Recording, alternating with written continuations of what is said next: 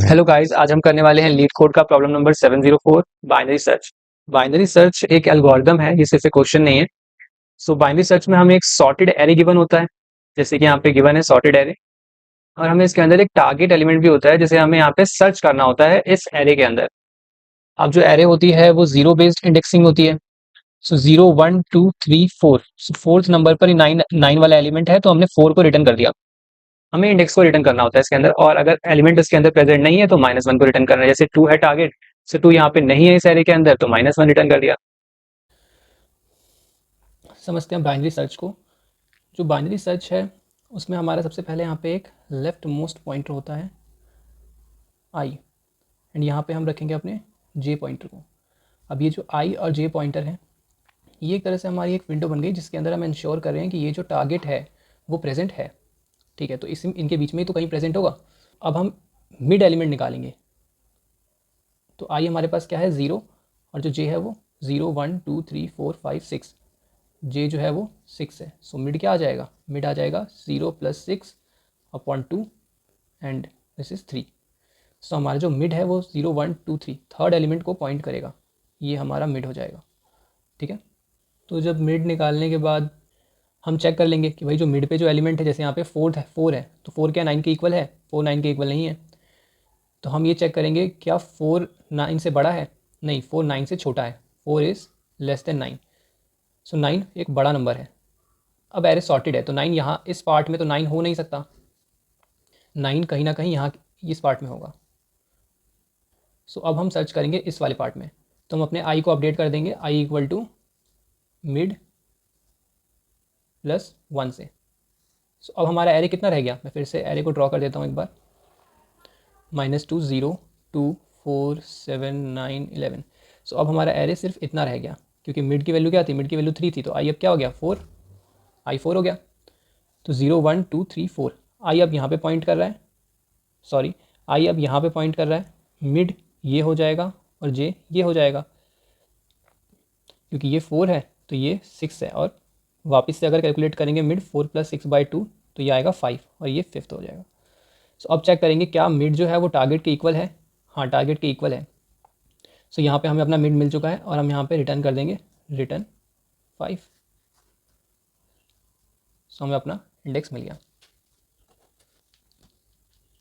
सो ये एल्गोरिदम काम कैसे कर रहा है? ये एल्गोरिदम इंश्योर कर रहा है, जैसे हमने पहले क्या किया, -2 0 2 4 7 9 एंड 11।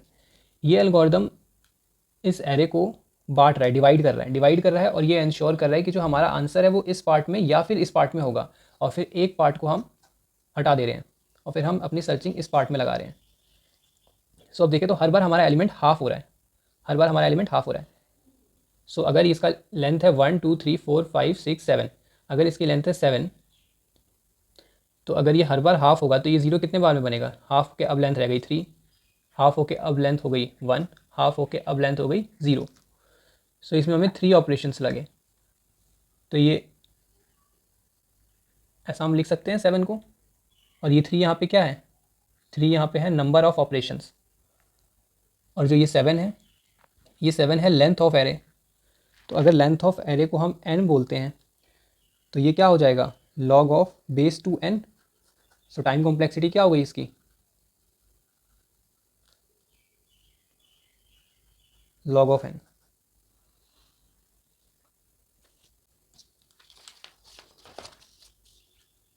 एक और एग्जांपल लेके समझते हैं। 0 2 4 9 11 14 16।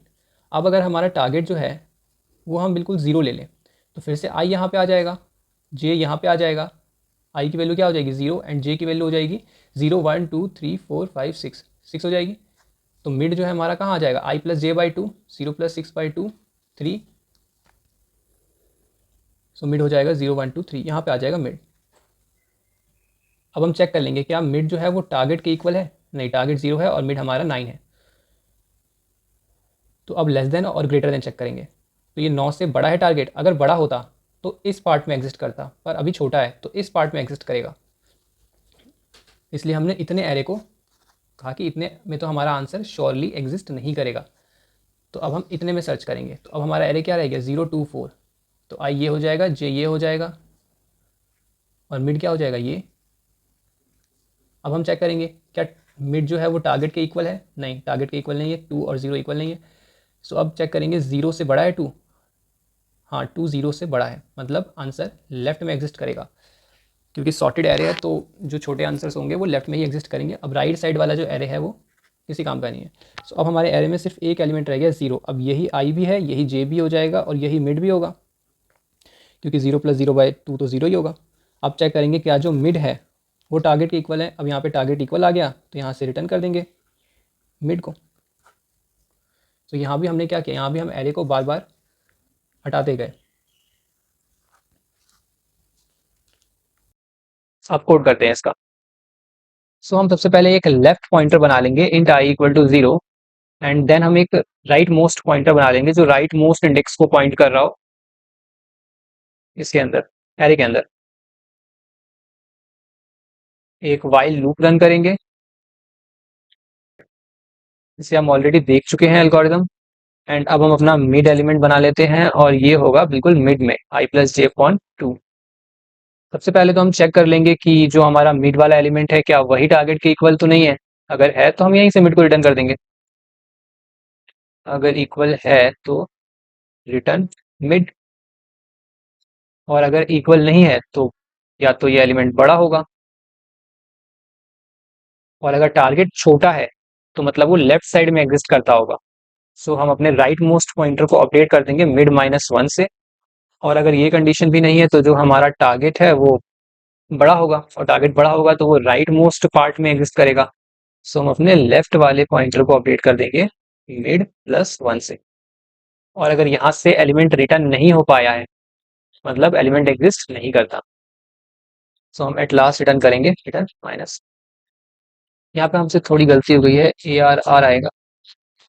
जो एरे गिवन है उसका नाम नम्स है, हमने यहाँ पे ARR लिख दिया है। सो नम्स नम्स एंड बाकी सब ठीक है। सो रन करें।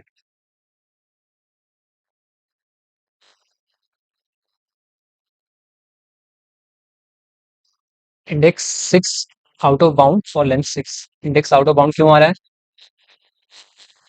क्योंकि हमने यहाँ पर जे को नम्स डॉट लेंथ के इक्वल रखा है, इसके लास्ट इंडेक्स के नहीं। जो इंडेक्स है वो 0 बेस्ड है, सो हमें इसको उसी तरह से रखना होगा।